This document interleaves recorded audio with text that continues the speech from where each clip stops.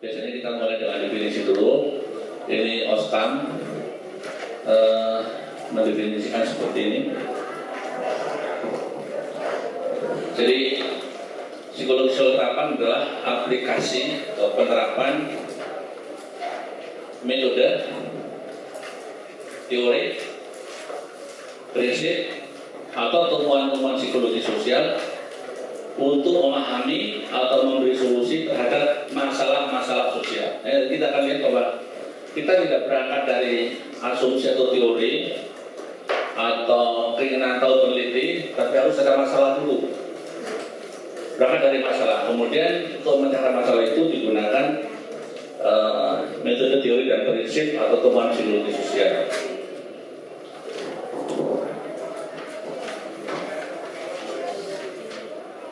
Jadi ada 7 ciri psikologi sosial, ya, sehingga dia bisa dinamakan psikologi sosial terapan. Ya, ini cirinya harus kita saudara perhatikan karena penting sekali. Yang pertama adalah problem orientation. Ini saya akan masuk satu persatu. Apa itu problem orientation? Satu persatu. Dari orientasi pada masalah. Yang kedua adalah orientasi pada nilai tertentu. Jadi psikologi sosial itu tidak bebas nilai ketika dia menjadi terapan, tidak bebas nilai. Ya, tidak seperti penelitian-penelitian basic. Kemudian ada manfaat sosialnya. Kemudian harus fokus pada situasi sosial. Kemudian pendekatan lebar dengan pendekatan detail. Ya. Kalau dalam penelitian psikologi teori itu kita bisa meneliti bagaimana cognitive dissonance misalnya, ya, teori itu, ya, itu bisa diteliti di lab. Bisa dengan angket gitu, ya, kemudian dihitung di lab, di komputer, tapi ya cuma itu saja. Kemudian ditemukan perbedaannya barangkali antara laki sama perempuan, antara tua sama muda, ya, sudah. Sementara kalau ini harus broad approach, harus luas dan bahkan tidak jarang harus interdisipliner, menggunakan kaidah-kaidah ilmu yang lain.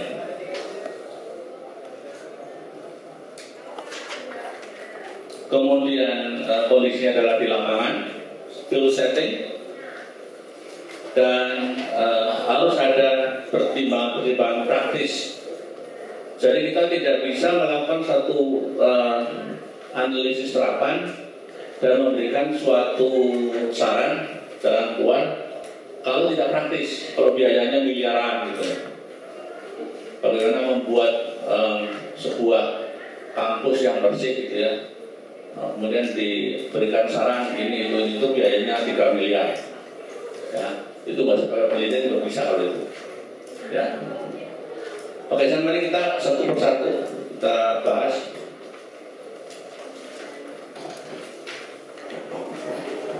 Jadi penelitian ini harus dimulai dari suatu masalah sosial atau yang muncul di masyarakat, bukan sekedar keingintahuan ilmiah tentang suatu gejala. Ya, jadi kita mulai dengan suatu masalah sosial. Contohnya, akhir-akhir ini banyak masalah kekerasan di masyarakat, maka dibuat desain bagaimana meneliti kekerasan dengan lebih mendalam. Bagaimana menganalisis studi terdahulu untuk merancang intervensi atau program sosial untuk mengurangi kekerasan. Jadi ada kekerasan dulu, baru misalnya nanti kita akan ada contoh sih yang konkret, ya, tapi saya ambil contoh aja mengenai apa, ya, mengenai masalah parkir, gitu, ya. Mengenai masalah disiplin, bagaimana orang lebih bisa disiplin dalam lalu lintas atau meningkatkan motivasi kerja karyawan untuk perusahaan. Ini bukan hanya masalah PO, ini masalah juga sosial juga. Ya, tapi harus ada problem dulu. Masalah banjir, kan banjir nggak berhenti. Kenapa? Antara lain karena perilaku masyarakatnya. Bagaimana mengubah perilaku masyarakat itu dalam psikologi sosial terapan. Sampai sini masih jadi ikuti saya. Jadi yang kedua, orientasi nilai. Psikologi sosial terapan tidak bebas dari nilai, tapi condong terhadap nilai tertentu. Contohnya kebebasan, isu kebebasan menjadi senjata terus mengurangi pembunuhan. Jadi di satu pihak kita mau mengurangi pembunuhan, tapi di sisi lain ada hak untuk memiliki, ya, hak senjata. Saya berikan contoh ya di Amerika itu, Amerika Serikat itu ada yang namanya negara atau kota Seattle. Seattle itu kota ya, negara bagian. Kota Seattle. Itu kalau di Amerika ini di sini ya, di sebelah timur laut. Nah, seberang perbatasan itu ada Vancouver. Yang satu Seattle itu Amerika, yang satu Vancouver itu Kanada. Budaya dan orang dan iklim dan kotanya, suasananya sama antara Seattle dan Vancouver. Cuma di Seattle lebih banyak pembunuhan, crime daripada di Vancouver.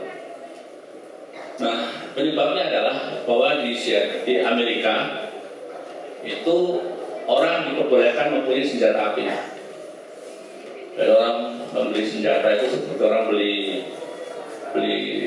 ciki itu di Alfamart. Seperti itu kira-kira. Asal kamu baru sekian dikasih sertifikat bawa pulang senjata. Itu adalah hak. Di Kanada tidak, itu dilarang orang bawa senjata. Ya, ada demikian maka terbukti bahwa kepemilikan senjata itu mengurangi kemungkinan untuk pembunuhan. Dan masalahnya adalah orang Amerika tidak mau dilarang memiliki senjata. Ya.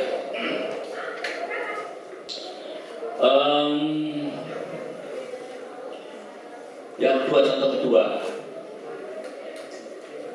mengurangi jumlah mobil dengan hak masyarakat untuk memiliki mobil. Ini jalan macet. Sekarang hasil penelitian kita kepengen supaya jalanan tidak macet lagi. Salah satu caranya adalah kurangi hak memiliki mobil. Tentu ini akan memihak kepada perampasan hak asasi, ya kan? Mau punya duit nggak boleh punya mobil. Nah, mobil kedua, mobil ketiga, kemudian dipajak lebih tinggi seperti itu misalnya. Ya. Itu kemudian mengurangi hak asasi. Sementara harusnya orang itu mau beli mobil suka-suka dia, tapi di sisi lain menjadi macet. Contoh lain, pembersihan PSK. PSK ini apa nih? Pekerja seks komersial, ya, bukan pusat sate kiloan. Saya kalau PSK itu pusat sate kiloan di Bogor itu ada pusat sate kiloan, makan sate tapi dikiloin. Maksudnya bukan 10 tusuk, 20 tusuk, 1 kilo, 2,5 kilo. Jadi lebih asik rasanya, padahal barangnya sama aja, karena namanya di kilo jadi kayaknya lebih eksotis.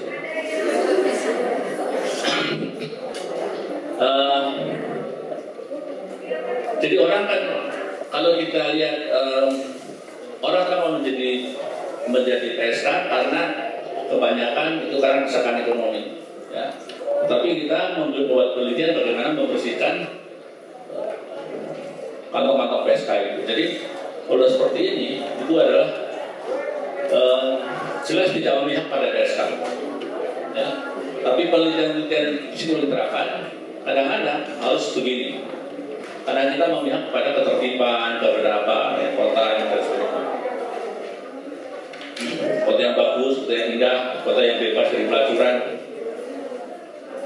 daripada di serbu sama FPI, di mana di serbu sama FPI atau di garis sama Pol PP. Tidak ada yang mendingannya. Karena itu dibuatlah sebuah penelitian bagaimana menghilangkan PSK atau mengurangi PSK dengan cara yang paling elegan. Bagaimana caranya menyalurkan mereka harus didahului dengan itu, kalau tidak akan terjadi adegan seperti ini. Yang ketiga adalah harus ada manfaat sosial. Ya, jadi pengetahuan dan metode psikologi sosial dapat memberikan manfaat untuk mencapai tujuan sosial. Ini oleh Kotler disebut action research approach. Itu penelitian ilmiah harus memiliki dasar teori yang kuat dan diarahkan untuk menyelesaikan suatu kondisi sosial, suatu konflik sosial.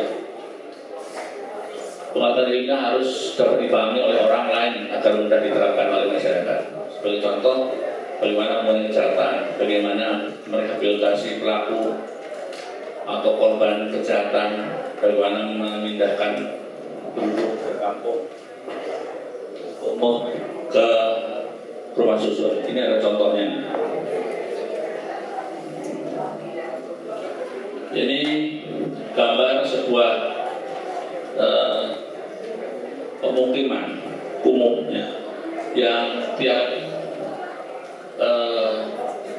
bukan saya tiap tahun ya, hampir tiap minggu sekali kalau air pasang dia banjir, termasuk musim kemarau. Kalau sudah banjir besar itu sudah sudah tinggi ini di Kapuk Muara di mana di Jakarta Utara ya, Jakarta di Muara Kali Angke. Nah pada tahun 2002 itu ada banjir besar dan oleh pemerintah semua penduduk itu harus diangkat, harus diungsikan, jebol desa, tidak boleh lagi di situ karena dia akan menghambat jalur air, jadi penduduknya akan tenggelam. Kalau di Vienna, mana Vienna ya? Itu ya pakai gondola-gondola itu ya. Kalau Venesia. Kamu pernah Venesia ya? Oh ya, belum ya. Saya pernah kalau lupa. Kalau kotornya bukan main, jadi harus diangkut. Ya, jadi pantaran sungai itu bersih, air dari kota bisa masuk ke laut, dan orang itu tidak kebanjiran lagi. Nah, memindahkannya tidak mudah, walaupun sudah disediakan apartemen seperti itu.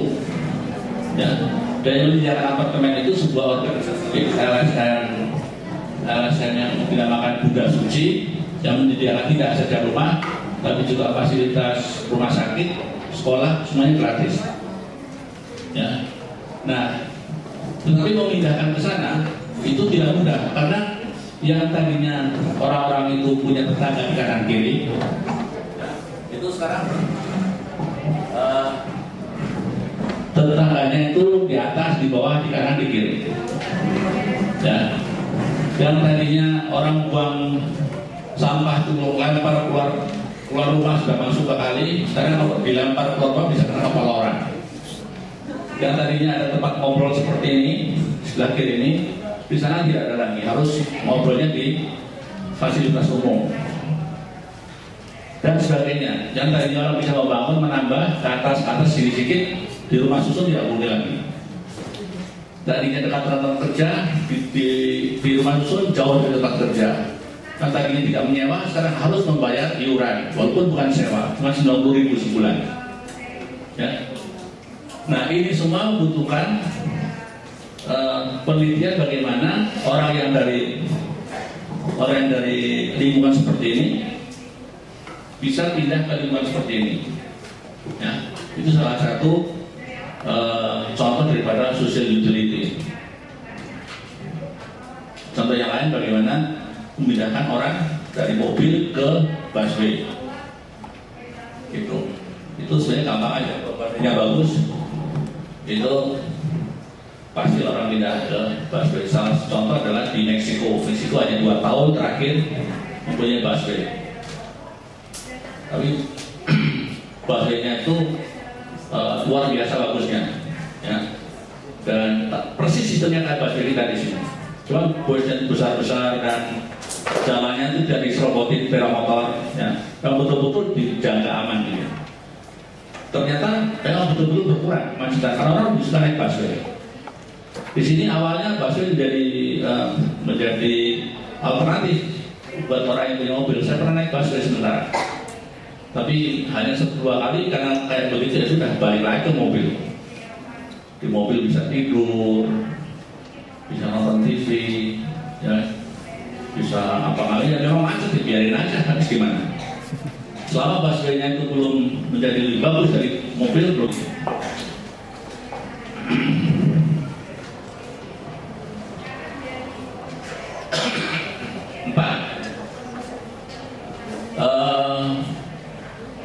Penelitian aplikasi psikologi sosial harus fokus pada perubahan sosial, pada situasi sosial.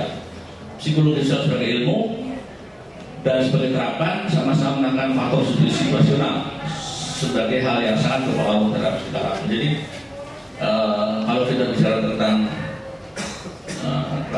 kali kampung muara itu ada, kita harus teliti bagaimana budaya mereka, siapa mereka, datang dari mana, ya. Ternyata mereka bukan penduduk Betawi, tapi mereka datang dari daerah-daerah dari Pekalongan, dari Tegal, dari Brebes, ya, yang beranak pinak dan mendatangkan wadia balanya ke sana. Lama besar itu harus diketahui. Budaya mereka dibawa ke situ, budaya kampung dibawa ke kali itu. Ya. Faktor-faktor situasi seperti harus kita pahami.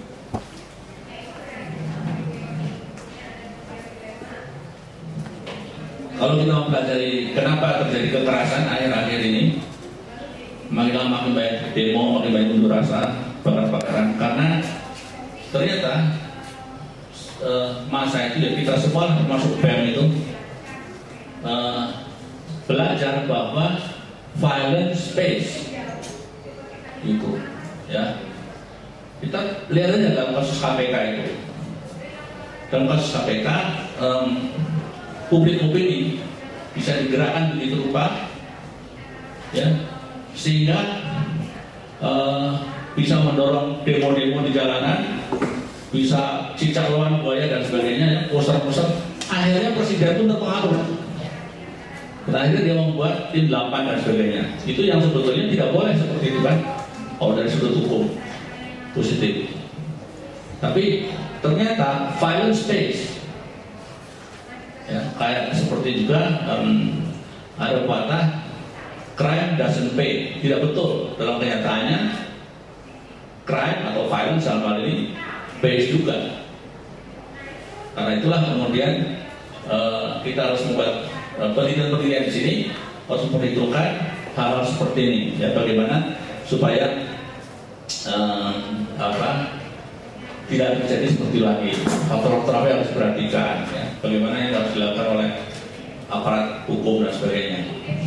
Kalau setiap hari ada di TV orang dorong-dorongan, pukul-pukulan, ya, orang menjarah di kamera itu, orang yang kelihatan mukanya, terus sudah tidak apa-apa, ya, banyak orang yang kemudian senang gitu.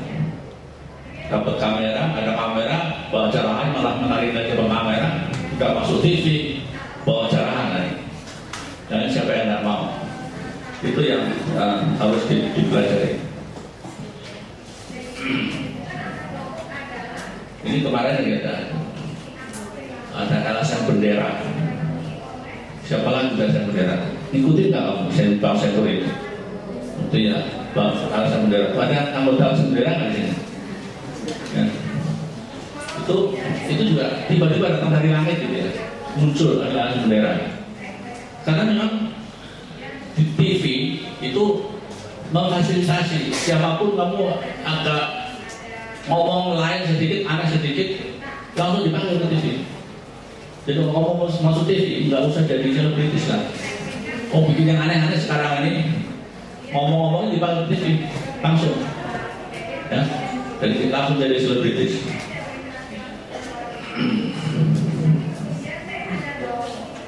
Nah, broad approach itu berarti pendekatannya harus komprehensif, makro level, dan interdisipliner.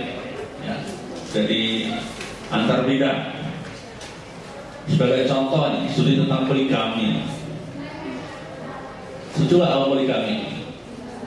Enggak, siapa yang setuju coba? Pengen tahu? Kamu setuju? Oke, satu orang. Kalau apa? Satu, kamu dua setuju. Terus? Dua orang. Siapa yang? Tiga, kamu juga setuju. Oke, siapa lagi? Tiga saja. Siapa yang tidak setuju?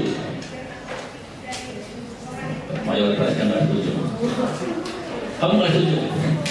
Nggak, kenapa?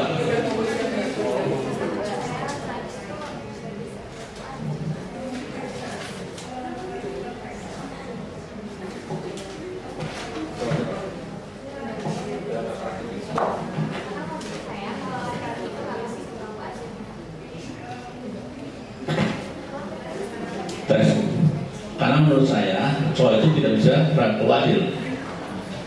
Cowok tidak bisa berlaku adil. Kamu nggak setuju juga? Sama sih, saya buat berlaku adil itu kan susah. Jadi kalau misalnya mau punya istri lebih dari satu juga ya pasti susah.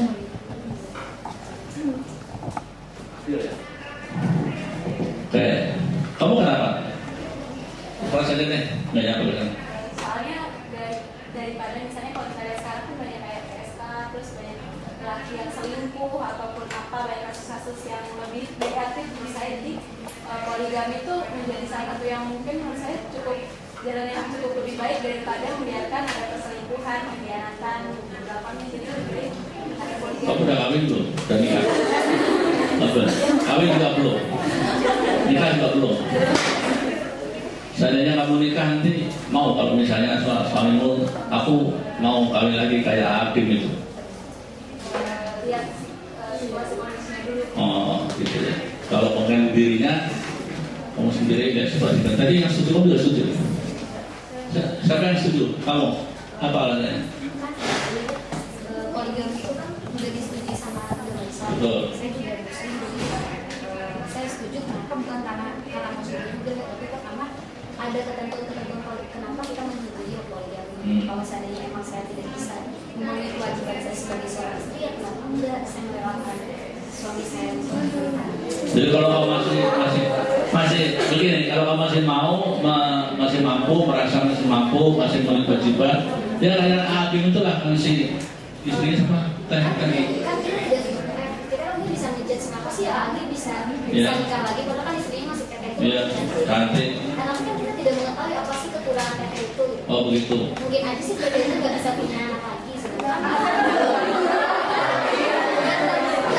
Anaknya tidak mengetahui apa sih perilaku abnormalnya kondisi si Agri gitu kan. Mungkin aja seorang father figure yang sangat dihormati bagi pengikutnya, tapi dia memiliki sisi negatif gitu kan. Nah oleh karena itu dia membutuhkan si istri untuk menutupi kekurangannya. Saya setuju. Kamu? Ya, kenapa? Saya kira saya lebih kepada yang pernyataan saudara Yusuri, bahwa sebenarnya daripada sembunyi-sembunyi, lebih baik kita juga terbuka. Kalaupun mungkin wanitanya nggak bisa menerima poligami ataupun apa, kan pasti ada alasannya. Kalau alasan bisa diterima, saya menyetujui poligami itu daripada nanti, karena yang tersembunyi itu saya percaya lebih berbahaya daripada yang ketahuan.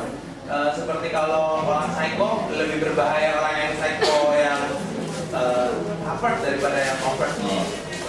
Ya. Soalnya orang poligami itu nggak psycho, orangnya normal aja. Yang kedua, tidak selalu poligami itu karena dibiarkan istri, bukan. Kadang-kadang si lakinya ini. Dalam polyinformation ya, dalam poligami itu pria itu nama bukan. Kalau kalau kamu laki-laki itu mana by design dari sononya itu memang sudah cenderung poligini, artinya berpartner banyak. Sementara perempuan memang monoandri. Perempuan sebagai makhluk primata, ya, kera mengerai, ini kan kita kera nih ceritanya. Ya, dalam spesies kera itu laki atau jantannya itu poligini, berpartner banyak, tetapi si betinanya berpartner satu saja. Ya. Kenapa? Karena betina berfungsi untuk mengandung dan melahirkan anak dan menjaganya sampai dia lepas. Itu. Sementara, ya, karena keadaan alam itu tidak semua atau sebagian dari anak itu akan mati dan sebagainya, ya kan? Karena itu si jantan tugasnya mau produksi sebanyak-banyaknya. Gitu, ya. Itu keterangan biologinya loh. Ya, jadi lain dengan saya tidak tahu burung elang barangkali yang memang hanya tunggal gitu. Manusia karena primata ya begitu. Satu, kemudian yang kedua,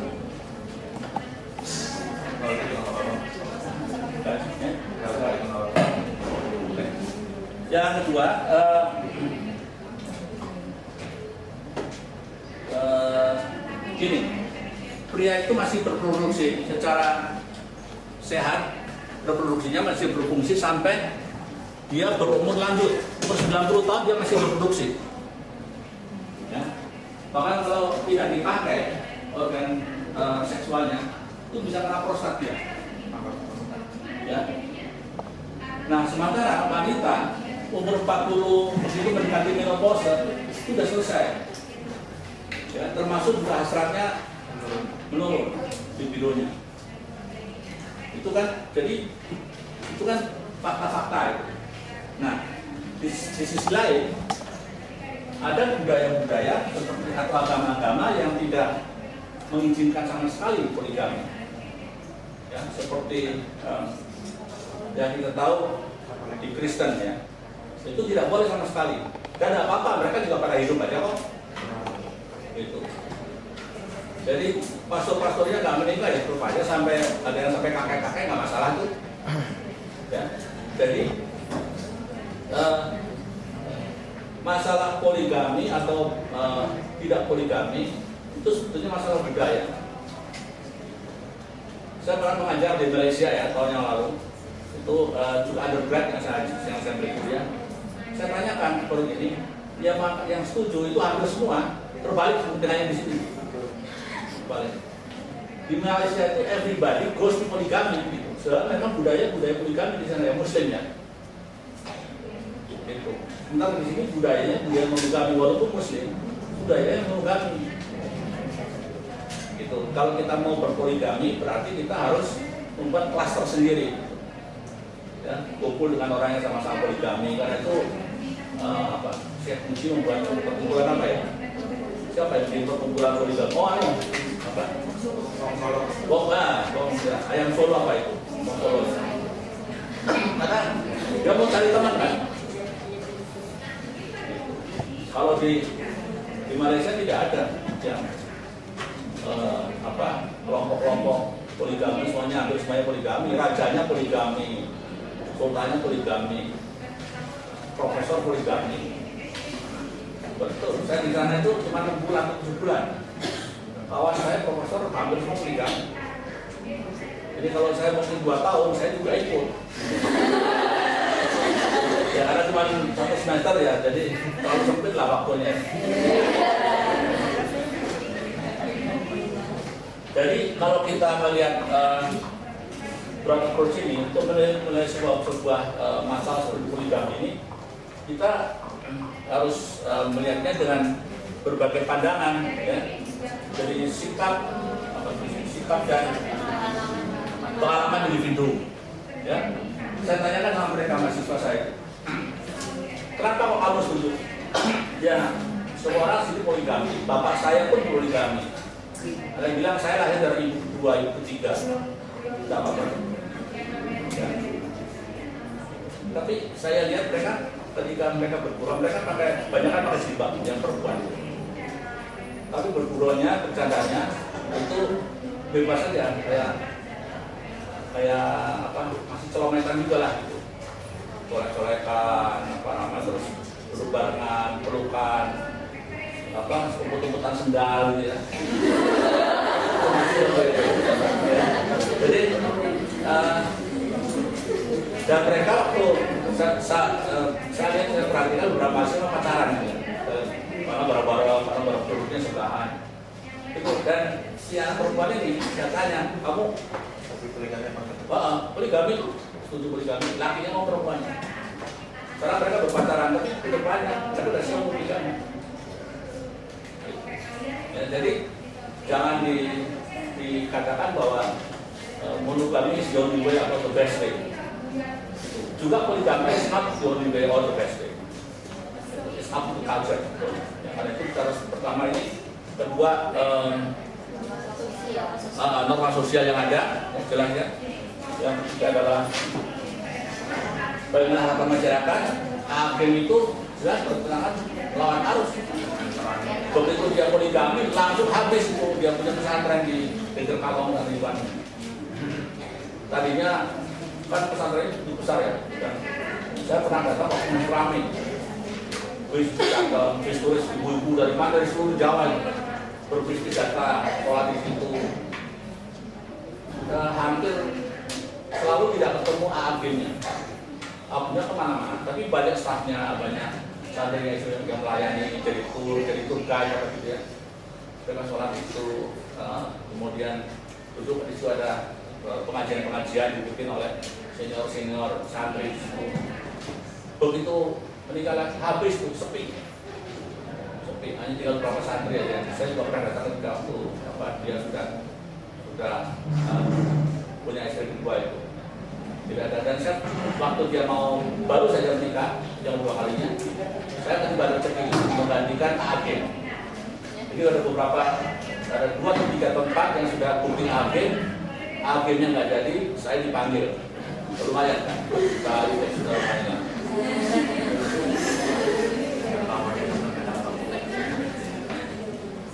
Dan sistem sosial yang berlaku, ya, sistem sosial yang berlaku. Di Indonesia ini, mainstreamnya tidak poligami, tetapi bangsawannya poligami. Sultan itu istrinya banyak, sampai Sultan Hamengkubuwono ke-9 itu istrinya masih banyak.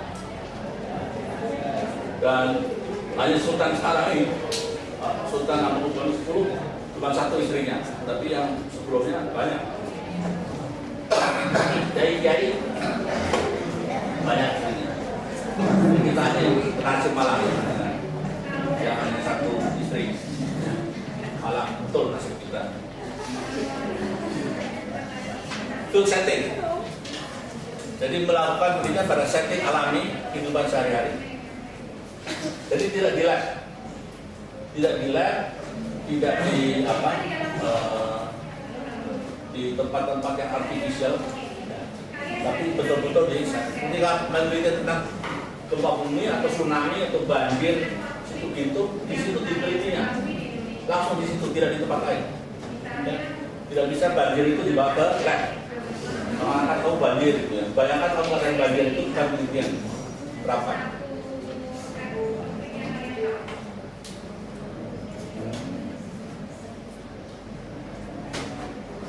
Terus manajemen di lingkungan kampus seluruh ini, manajemen sampah, manajemen limbah sebenarnya ini. Nanti ada contohnya. Ya. Ini akan kita lihat contohnya, 2 contoh ini.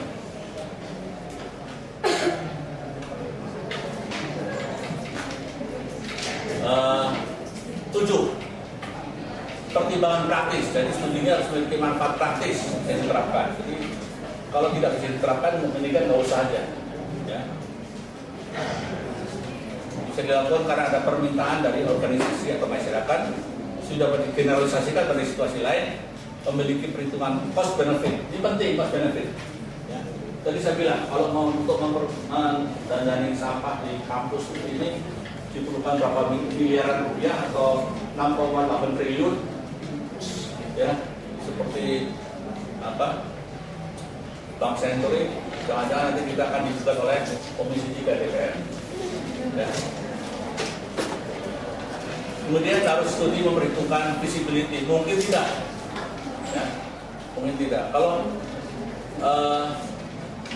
diperlukan misalnya membangun pabrik pembuangan sampah yang harganya triliunan, nggak mungkin.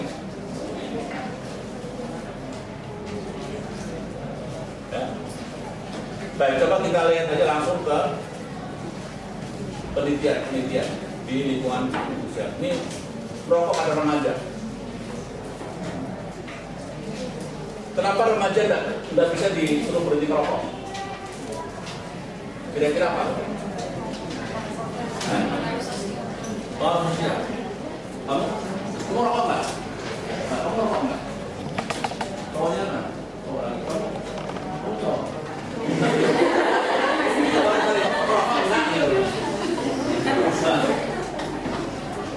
Ini aja cowoknya. Cowok saya itu masih Merokok.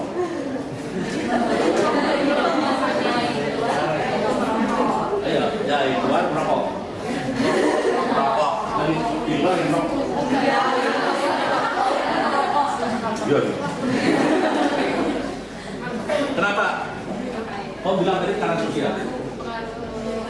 Lingkungan itu Mas, karena banyak remaja itu yang kadang-kadang mereka merokok itu karena teman-temannya pergaulan gitu. Jadi kalau nggak merokok ya nggak diterima. Setuju? ada Ada apa lagi? Setuju ya? Kamu setuju? Siapa yang nggak setuju? Karena pengaruh sosial. Merokok remaja yang merokok karena pengaruh sosial. Ya. Ini apa sih? bukan hanya satu ukur itu aja. Ya apa lagi? Ada juga karena dia untuk sebagai pembuktian diri untuk diperhatikan kan, ada juga itu yang mereka Membuktikan dirinya sama siapa? kepada sosialnya. Nah, sosial juga kan? Apa lagi? Evidensinya dari dalam. Kalau yang kan evidensinya dari luar, jadi stimulus dari luar, berarti stimulus dari sana. Terus ada lagi nggak? Jadi kalau itu dari luar, ya. Jadi bagaimana mengatasinya? Kan ada itu merokok menyebabkan kanker, ya kan? Kemudian awas di tempat merokok juga ada kan tulisannya. Potensi kehamilan. Itu ya. Oh, gitu. Itu kira-kira efek apa enggak? Dikasih ceramah di sekolah, merokok begini apa, nanti jatuh mampu merokok dan sebagainya, kanker dan sebagainya. Efek apa tidak? Tidak. Yang efeknya itu apa? Kenapa di Amerika sekarang bisa bebas rokok, hampir bebas rokok? Tahu di Amerika itu rokok hampir tidak ada. Kalau kamu merokok di situ udah kelainan aja. Untuk rokok. Oh di sini juga ada. Pajak rokok di negara itu tinggi, jadi orang-orang yang Enggak. Ada rokok di Jepang tinggi. Rokok terus di Eropa. Orang Belanda, orang Surabaya, udut. Terus, udut. Pajak tinggi. Mereka mampu membayar pajak. Kenapa tuh? Karena di Amerika itu gerakan anti rokok itu menjadi polisi pemerintah dan menjadi memang di reinforce gitu. Kau masuk restoran tidak boleh rokok. Kau masuk airport itu kalau mau rokok kamu di sana tuh di belakang ada tempat rokok kecil itu. Orang penuh di situ rokok kumpul. Itu mau lagi sudah buang rokok. Ya. Di pesawat terbang dulu itu ada merokok di belakang, tidak merokok di depan. Sekarang semua bebas rokok. Apakah itu terbang 12 jam tanpa ada rokok. Lama-lama nggak ada orang-orang lagi. Karena kalau mau ngerokok di rumahnya sendiri paling-paling. Kalau di kampung kayak gini, kalau keluar gedung. Dan keluar gedung itu apa? Kalau winter tergulung berapa? Sebentar rokok, 2 batang masukin lagi. Gitu. Ya. Jadi terlalu costly untuk merokok di sana. Tapi dia ya. Siapa yang ada undang-undang tapi di Eropa siapa enggak? Dari info siapa enggak? Di sini di bis kota dilarang merokok. Nanti ada yang merokok ditegur sama tetangganya, dimarahin tetangganya itu. Ya kan? Pramugari aja dimarahin kalau bisa terbang. Jadi tidak di-enforce, katanya didenda sekian tuh, tapi nggak jadi enforce. Kalau kita enforce sama juga bohong, gitu ya. Tawuran, ini kenapa tawuran? Kenapa tawuran? Apakah coba? Kenapa orang berkelahi? Remaja itu kenapa berkelahi? Apa? Apa? Bilang ini ngomong. Solidaritas, komunitas, terus tradisi, terus ya, apa? Komunitas. Ya, itu jawaban betul semua ya. Jadi apa jawaban yang salah? Apa yang jawaban yang salah? Jawaban yang salah adalah kurang beriman. Ya, itu bullshit, tapi banyak orang yang percaya loh itu. Kurang pendidikan budi pekerti. Ya, kurang di bawah guru. Ya. Dan sebagainya itu salah. Jadi ketika tawuran kemudian murid yang tawuran itu ditangkap, dibotakin, dimasukin di sekolah di Rindang sana, ya, di acara bagi berbaris, disiplin tentara, balik berangkat lagi. Karena itu bukan masalah yang individual, itu masalah kelompok. Ya. Jadi itu adalah hasil penelitian psikologi sosial terapan. Kerusuhan Ambon, Sambas dan sebagainya ya. Bagaimana mendamaikan pihak-pihak itu digunakan psikologi sosial dan dari fakultas psikologi ini banyak yang langsung turun ya ke sana. Ambon, saya kira di Ambon, ada di Kalimantan Barat, ada di Maluku Utara, yang lain juga banyak. Barat ikut saya.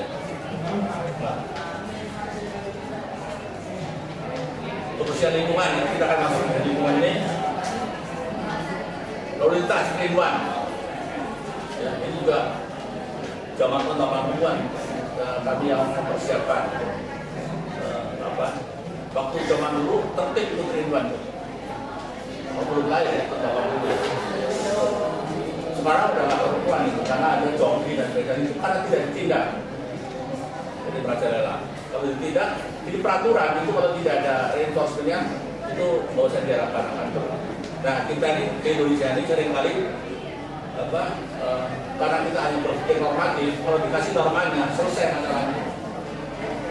Padahal dalam psikologi sosial yang penting itu adalah implementasinya.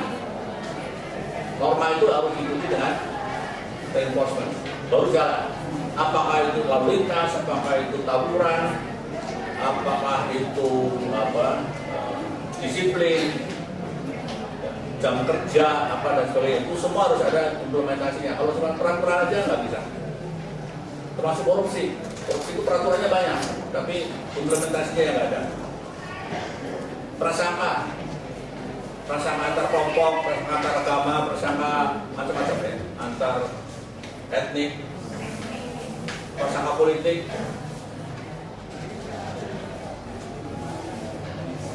perilaku ekonomi, dari mulai jual beli, ya, pemasaran, marketing, iklan, itu adalah bidang-bidang yang kita kerjakan psikologi sosial. Resolusi konflik, mendamaikan konflik-konflik, kemudian main hakim sendiri. Ini ada seorang semua jadi dokter ini dengan penelitian main hakim sendiri. Jadi kenapa penelitiannya itu di Tangerang? Ya. Jadi orang ini meneliti, namanya saya atau masalahnya itu melihat, dia mengamati di lain ada pencuri sepeda motor tangkap itu dibaca sampai mati. Dan kadang-kadang sampai otaknya semburat keluar itu masih dihajar. Dan itu dipelajari kenapa seperti itu. Kenapa orang-orang yang alim, yang penakut, yang pendiam, ketika ada banyak terjadi, termasuk yang paling galak. Ya, itu diteliti di sini.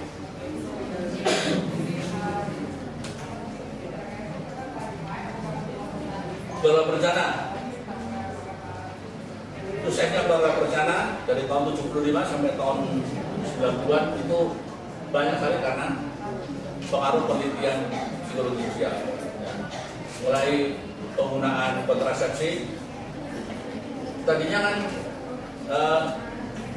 yang jadi sasaran kan suami, karena suami kan imam di rumah, panutan dan sebagainya. Jadi kalau suami dapat, istri yang ikut. Jadi itu ternyata salah, teliti tidak keluarga berencana lihat suami tidak jalan. Suami nggak pakai kondom dan dia nggak mau istrinya pakai kontrasepsi apapun. Jadi briliannya masuk istri. Buat istri dikumpulin, diajarin dibikinin anak di situ, ibunya diajarin menyulam, menjahit, begitu, masak, arisan, sambil didoktrinasi, diajarin tentang kontrasepsi. Pakai mereka, istri yang pakai, bapaknya turun aja. Kalau bapaknya nggak mau nurut, ya udah, gue nggak mau, gue mau apa? Bapaknya merasa itu menjadi satu sukses besar. Indonesia menjadi ketika itu yang tahun 80 sampai 90-an itu menjadi negara yang paling berhasil dalam wabah bencana dan di pusat pelatihan orang Pakistan, orang Bangladesh, orang India itu ke Jakarta untuk mau pelatihan wabah bencana.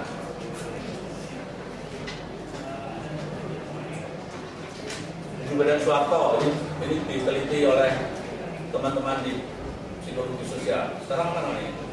Peminatan. Dulu bagian. Sekarang peminatan dulu. Adanya program studi. Program studi. Adanya program studi. Program studi. Udahlah, pokoknya dulu dari namanya bagian psikologi sosial dan orang-orang itu yang sekarang memelihara inilah Mbak Nini, tahu kan Mbak Nini ya? Karir Aten dari situ orang lah.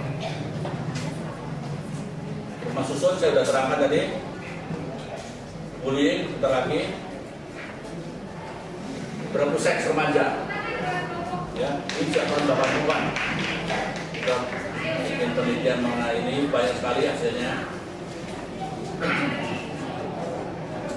Kenapa remaja itu, kenapa hubungan seks praperkawinan itu menjadi tinggi sekarang ini?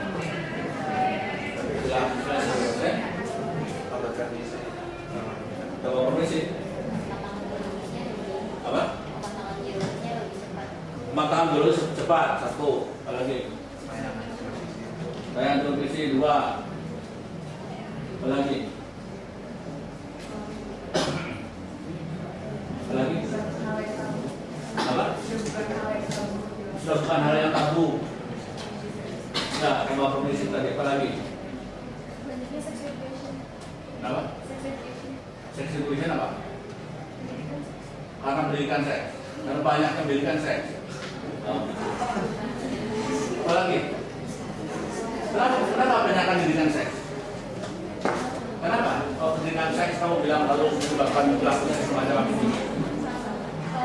Sebenarnya di pertemuan pertama kan juga sudah ada Pak, kenapa perilaku seksual remaja itu jadi tinggi itu karena salah satunya pendidikan seks, mungkin karena seseorang jadi tahu, jadi ingin mencoba atau itu salah satu yang harus dibasmi dari otak kamu itu. Ya. Kenapa menjadi tinggi? Pertama itu tadi usia mengatakan menurun, usia perkawinan meningkat. Coba dengerin, usia perkawinan meningkat. Ya, dulu mbak saya itu 14 tahun baru main dan 14 tahun udah kawin dia. Seperti nggak? Sekarang umur saya itu 11 tahun baru main, udah main, tapi nanti 30 tahun baru menikah. Tahu ya gitu. Ya kan? Di tengah-tengah sini hidup kan jalan terus nggak berhenti tuh. Nanti dia masuk umur 20, 21, 23, dia lama-lama jempol kan, bukan karena masalah iman. Ya. Saya ada kenal seorang teman perempuan ya, yang ketika 36 akhirnya dia lakukan hubungan seks pranikah 50 tahun. Saya tanya kenapa? Ya saya pengen seperti perempuan lain. Dia belum menikah sampai umur 30 tahun. Itu. Nah kemudian betul ada video, ada segala macamnya. Jadi justru pendidikan seks itu tidak dikasih pendidikan seks udah tahu kok. Ya, udah tahu pendidikan seks udah tahu ada video, ada Bluetooth, ada apa lagi? Friendster.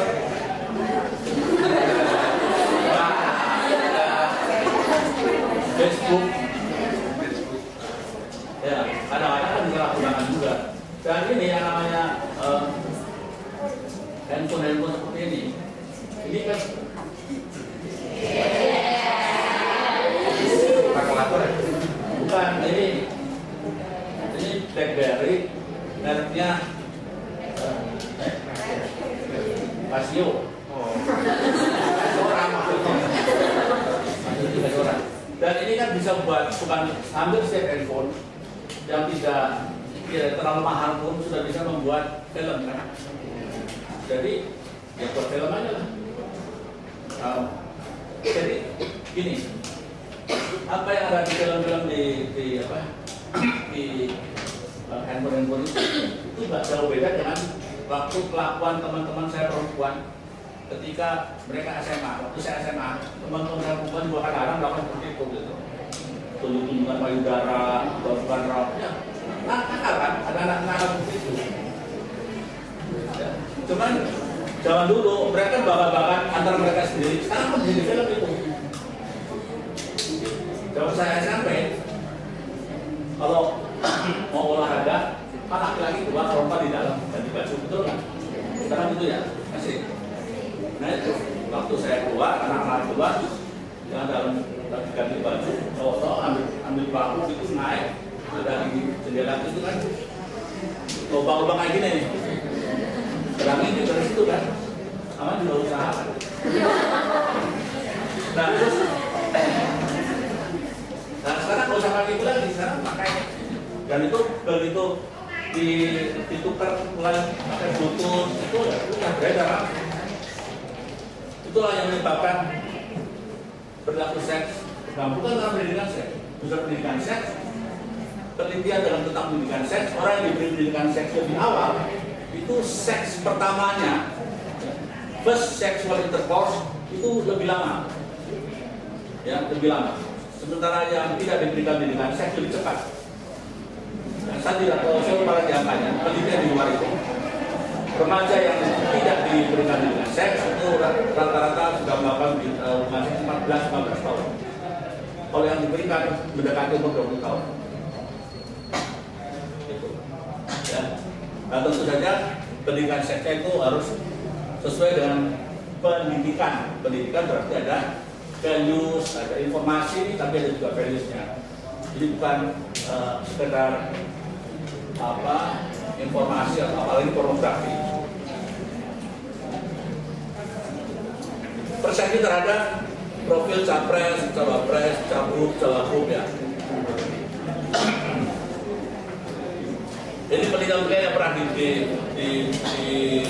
di sini. Sekarang mari kita lihat contoh. Ada 2 contoh, yang sampah dari industri dan yang satu guling dari ukuran.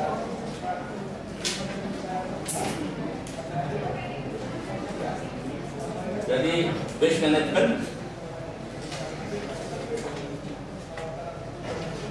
ini ada reuse, recycle, reduce ya, reuse, recycle. Itu intinya. Sehingga bagian sampah ya.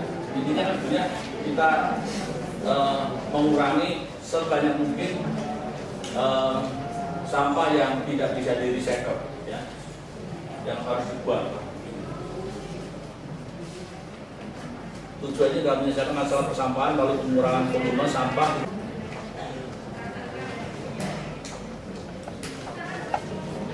Tujuannya khusus mengetahui gambar, tahu tentang faktor sikap yang dapat memprediksi perilaku buang sampah dan desain implementasi untuk intervensinya. Ya. Sehingga bisa didaur ulang dan sebagainya. Ini kalau buang sampah ada apa? Nggak kelihatan ya, kita buang kelihatan ya. Saya kasih itu ada gelas aqua di situ. Dari situ ada gelas aqua lagi. Nah, kondisinya dan gelas aqua itu lalu menjadi salah satu sumber sampah yang tidak bisa terdaur ulang.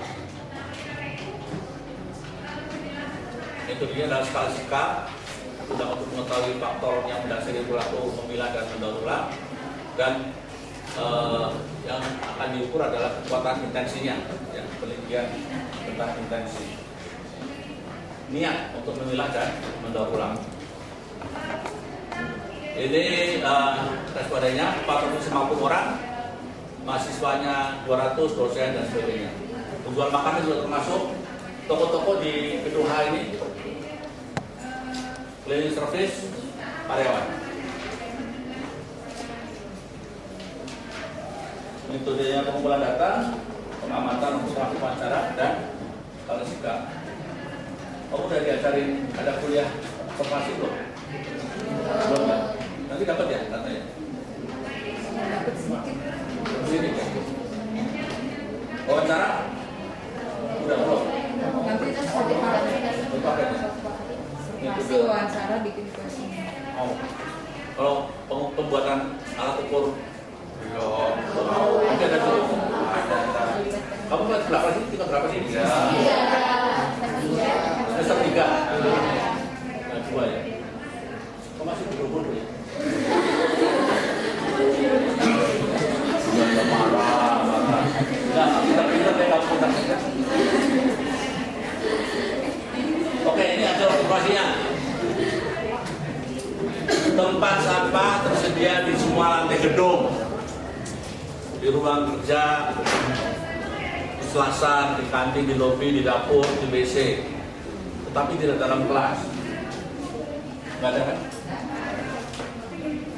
Tempat sampah tersedia di Fakultas Psikologi masih belum dipisah menurut jenisnya.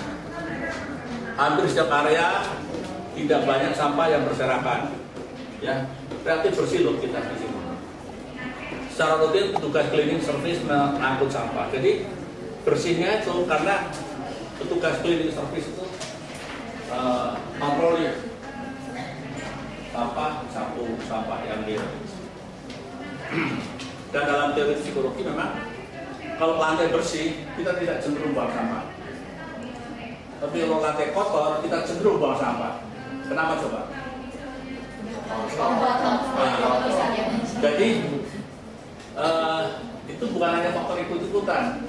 Kita merasa udah kotor kan tambah satu puntung nggak tambah kotor kan? Gitu. Padahal kalau semua kita sekelas ini tambah satu puntung itu berapa puntung? Ya.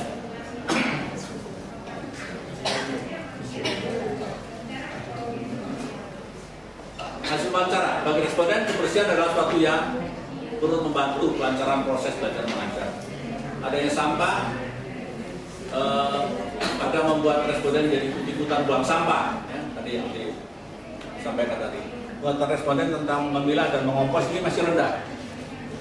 Kamu tahu nggak memilah dan mengompos? Memilah tahu, mengompos nggak tahu. Ada berapa responden yang menyadari perlunya memilah sampah, tapi karena tempat sampah di fakultas tidak terpisah, maka dia pun tidak memilah-milah sampah. Terpisah itu maksudnya yang kuning itu untuk apa, yang ini untuk ini yang sampah hijau apa gitu, kertas ini apa. Saya juga karena ahli sampah jadi kalau buang sampah juga ada seruan aja. Tiba-tiba sampah nggak ada, buang sampah, Mbak, samanya ambil. Ada namanya tuyul, namanya Mbak.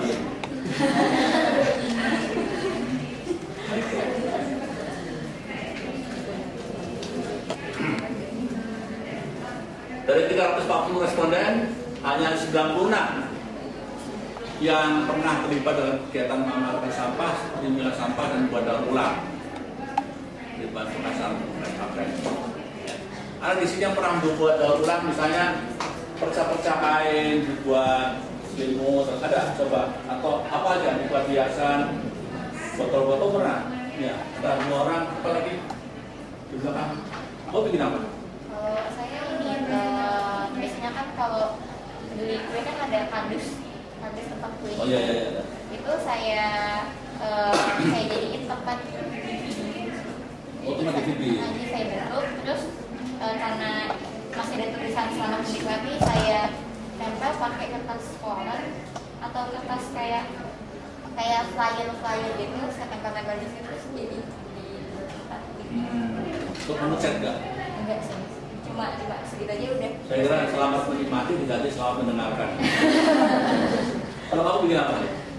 Ya, jadi dulu kalau saya tuh masih SD itu saya punya boneka itu mas, boneka main juga. Terus daripada terus ibu saya tuh misalnya saya ada baju saya atau ada baju adik yang berbolong-bolong gitu mas itu kadang-kadang suka dibikin sekarang jadi olah atau apa gitu, tapi kadang-kadang saya bikin mintain sampai saya terus bikin sendiri. Itu baju Barbie. Coba-coba. Masih ada bajumu? Tidak ada lagi. Tidak ada lagi. Buat apa? Saya apa? Ada nggak pernah beli? Nggak ada. Kamu apa?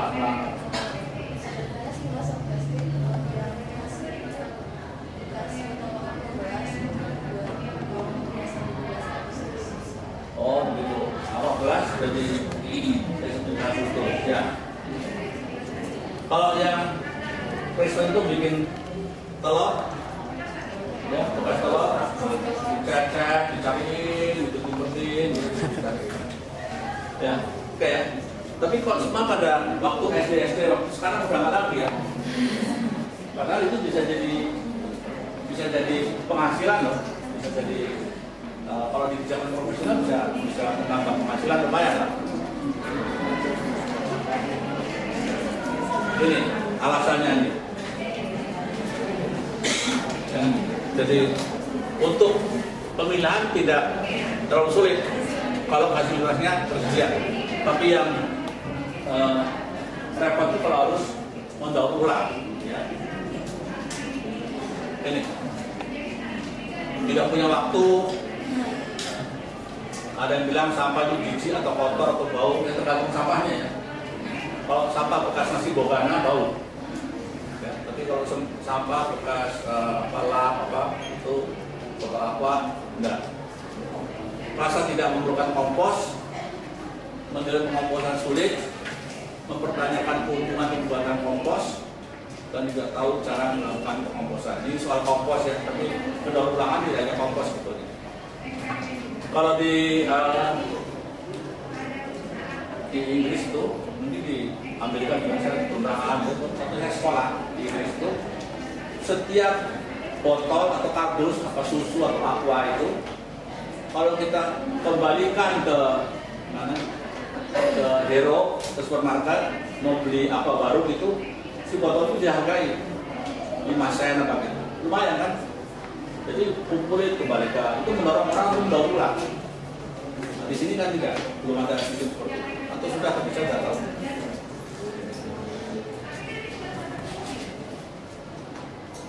Ini implementasinya. Jadi disediakan magang bagi beberapa fasilitator. Kemudian ada kegiatan pembuatan tempat pemilahan dan pengomposan sampah, pembuatan mutu untuk kegiatan pengelolaan pengomposan, dan kegiatan pengelolaan pengomposan sampah. Ini karena intinya rupanya arahnya ke pengomposan. Nah, pengomposan itu dianggap salah satu terobosan, jadi diajari. Karena mahasiswa atau penghuni kampus ini banyak yang keberatan soal pengomposan karena tidak tahu di dalam waktu, diajarin lah. Ada training, ada penyuluhan. Hasilnya terbangunnya gerakan pengelolaan sampah yang berbasis kampus di lingkungan Fakultas Psikologi, namanya Green Campus Community. Terbinanya agent of change, yaitu fasilitator untuk pengelolaan sampah, untuk melakukan pemilihan dan pengomposan sampah. Nah, terdiri atas mahasiswa, dosen, karyawan, pedagang, dan ini agent of change. Ini penting kalau kita mau mengubah lingkungan. Salah satu caranya kita mengembangkan agent of change dalam kelompok itu. Kemudian tersedia fasilitas pemilihan sampah, tersedia fakultas pengomposan untuk skala fakultas. Ada nggak? Di mana sih tempatnya? Ke belakangnya lapangan basket. Lapangan basket ya? Jadi sekarang sampah hijau sudah dikompos di fakultas ini depannya. Ya, kita memang lalu menjadi bersih dari sampah.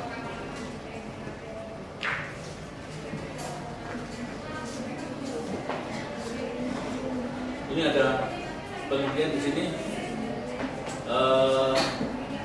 Kalian bisa tanya sendiri kalau ada yang nggak jelas. Oke, saya bacakan aja hasilnya. Bullying, tahu bullying? Tahu ya? Aku pernah membuli orang. Kalau bullying sering ya. Guru kepala, ada teknik FGD, kuesioner, ya.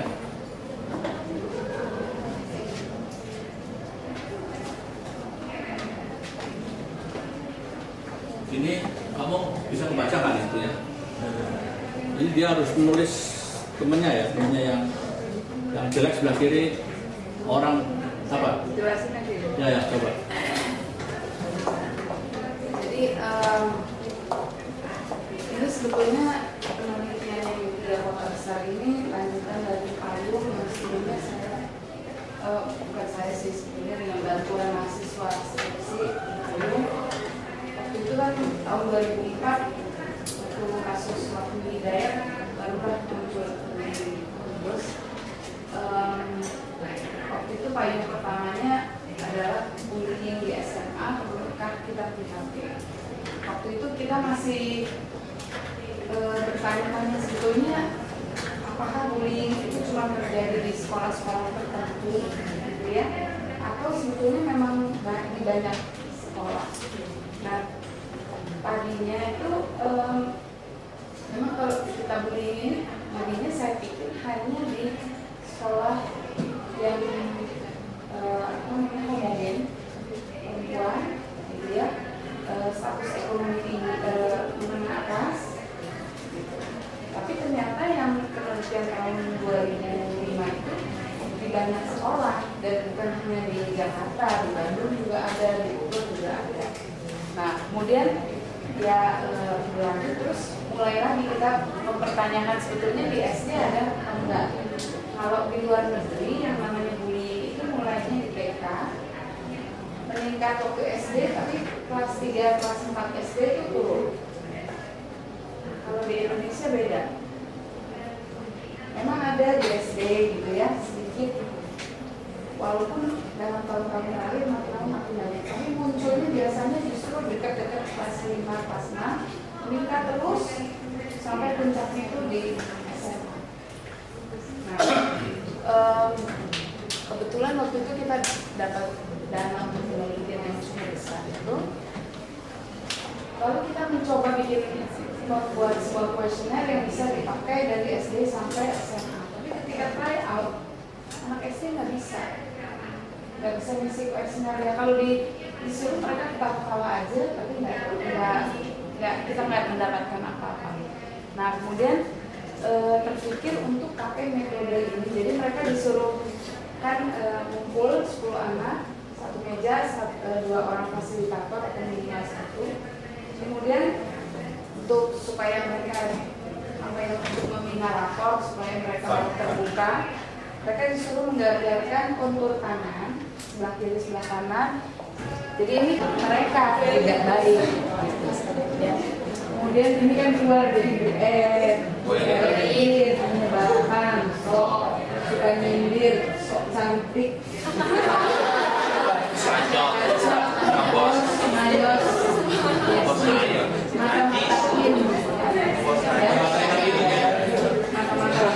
Nah, dari mereka tulis itu kemudian mereka diminta sharing. Kenapa kamu tulis ngebos? Ayos maksudnya apa? Mereka jadi terbuka.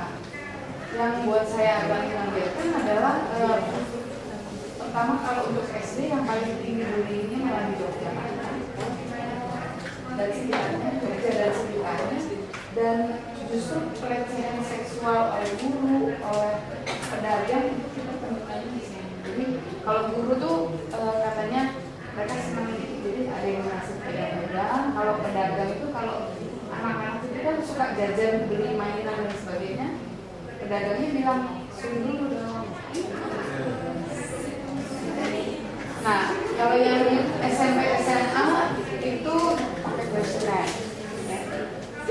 Nah tadi kan Anda lihat bahwa yang jadi subjek itu ada siswa, tapi ada juga guru atau kepala sekolah. Kenapa? Karena selama ini pengalaman kami adalah kalau kita tanya ke kepala sekolah, mereka selalu bilang enggak, di sini enggak. Dulu pernah ada, sekarang udah bersih, Jadi selalu hasilnya kita breakdown gejalanya, lalu kita apakah dalam 6 bulan terakhir Anda pernah minta duit, dipalak.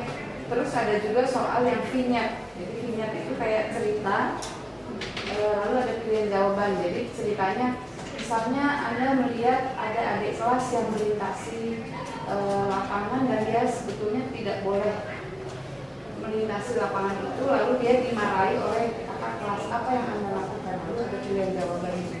Dari pilihan jawaban itu nanti jawabannya dikategorisasi masuk bullying atau tidak masuk bullying. Nah, jadi itu tadi yang dari versi siswa kuesioner.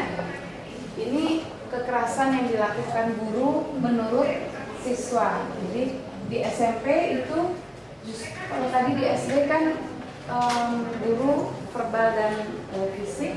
Kalau di SMP lebih kekerasan psikologis mengancam, memang masih ada menjewer dan verbal. Kalau di SMA itu mengancam, menyindir, menjewer. Ya, sama.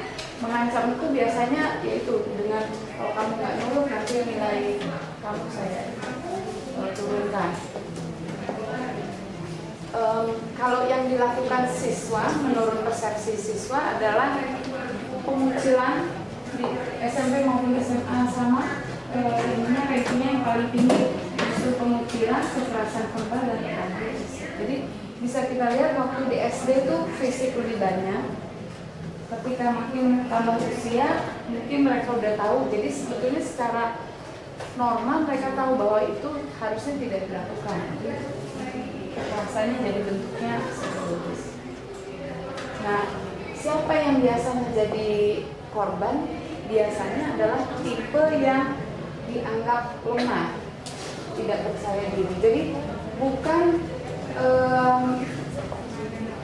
kepercayaan bahwa itulah yang menyebabkan kemudian mapram, ospek nggak berhenti gitu, karena budayanya nggak diubah. Kalau di Akpol itu adik kelas kalau manggil abang seniornya. Jadi walaupun pangkatnya yang satu sudah jenderal, yang satu masih kolonel, waktu di Akpol dulu kolonel kata kelasnya mesti panggil abang. Jadi kemudian si abang itu punya hak pada si adik kelasnya itu buat apa, nyemirin sepatunya gitu loh, apa, nyetrikain bajunya. Jadi kalau kamu taruna kelas 1, tingkat 1, kamu bisa nggak tidur 24 jam, soalnya kalau kamu cuti. Nah, jadi rencananya juga harus mengubah budaya, caranya dengan membuat program-program. Ya. Oke, sekarang ada waktu 10 menit. Sampai jam 4. Sampai, ya, malah kurang.